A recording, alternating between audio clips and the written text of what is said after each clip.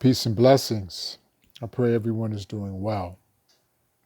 Today's post is entitled, What You Gonna Do? As I'm doing this post, today, Mr. Biden and Miss Harris, have been sworn in as president and vice president, respectively. So what prompted this post is a lot of times, at least in the past, that I've seen when there's a candidate or candidates, as you will, get sworn into these offices, people already start, they should be doing this. They need to do that. I'm going to watch to see what they do, so on and so forth. You've heard this. You may have contributed to this, and so on. But what people don't focus on is people have the power and people can do things themselves, some of the things that they want to be seen or have done. One, as certain people have done, collectively have come together to form a block, and then they submit their demands and their agenda to these bodies and get things done because they represent a voting block. They represent numbers. Now, for most people, they're not with these groups or they don't have those types of positions, and it's like that will take a lot of time because these groups that have done this have taken the time to organize, so on and so forth. But there's still things that one can do to help to bring forth the change that they want to see and not necessarily rely on only federal government. So for a period of videos, you've seen me talk about Mr. Trump and those who have followed Mr. Trump. He's no longer president. So Mr. Biden now and Ms. Harris are in those positions, being president and vice president. So we also need to be critical and do critical analysis of their performance throughout their tenure. So for those who were very critical, who were not critical of Mr. Trump, but now because of their partisan party, their party, being Republican or just whatever, you really shouldn't be speaking in terms of being critical of Mr. Biden. Because if you weren't able to, or you refuse to point out critical analysis of Mr. Trump during his tenure, then really no one should want to listen to you now. That's one.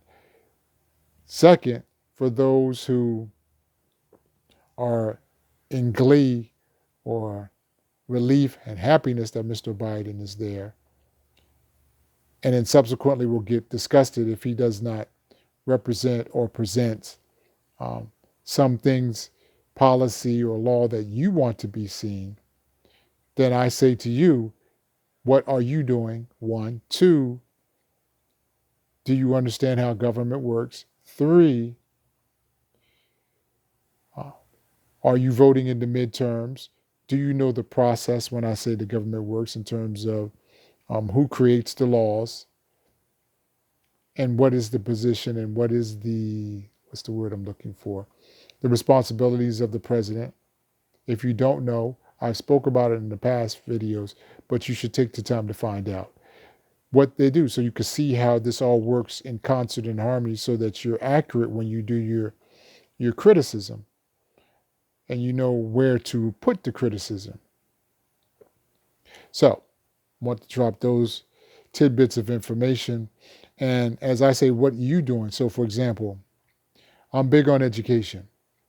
I'm big on the fact that we are miseducated as a country.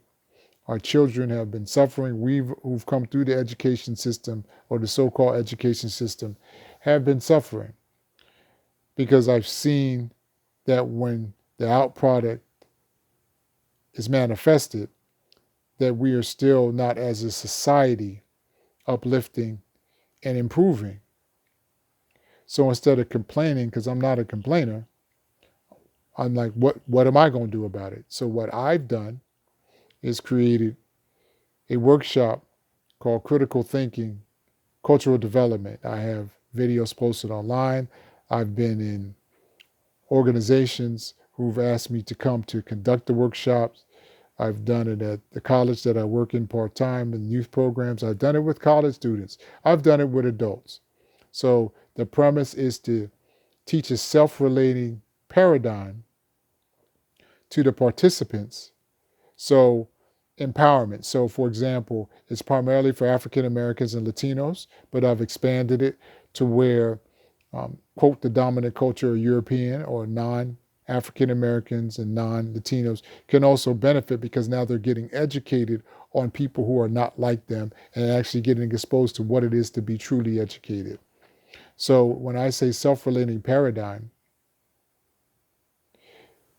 I make the information that the groups receive be able to filter it through their own sight so that it benefits them, the individual, their family, and their community. Because the purpose of true education, no, let me say true education, because we tend to qualify things.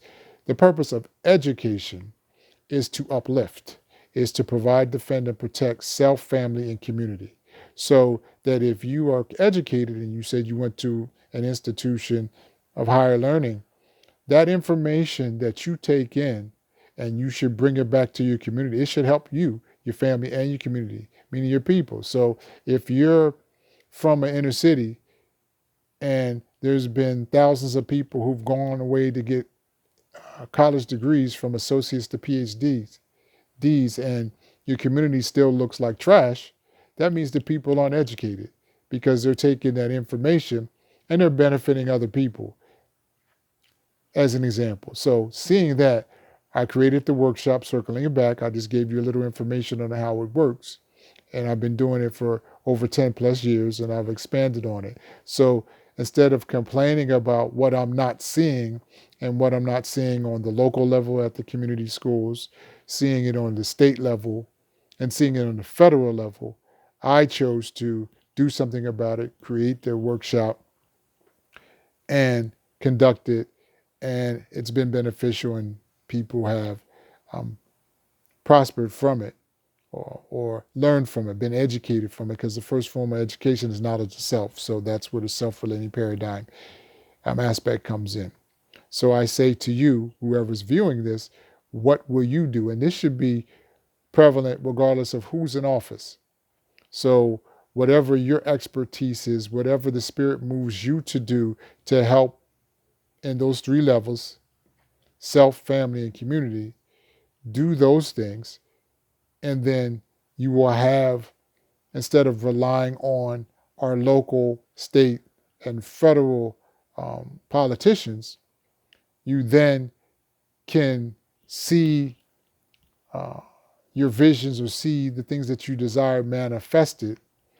And then as you do such, then you form groups and communities, and then you can create that block, if you will. Because they see that you're doing something, or groups of you are doing something, and you represent the constituency, you represent a voting bloc, and trust, they will pay attention and seek to find out what you need. Because as I said to people in my workshops, when's the last time you've seen Jewish people in mass march down the street or march on Washington and such to get something done?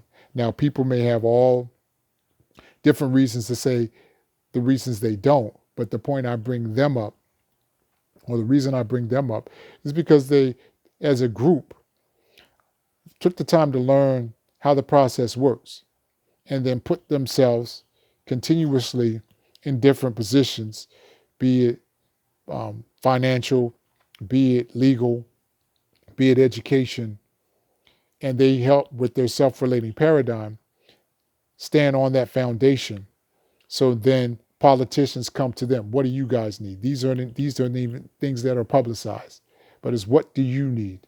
And they get what they need because they understood the process. Yeah, and they've been doing it for a while.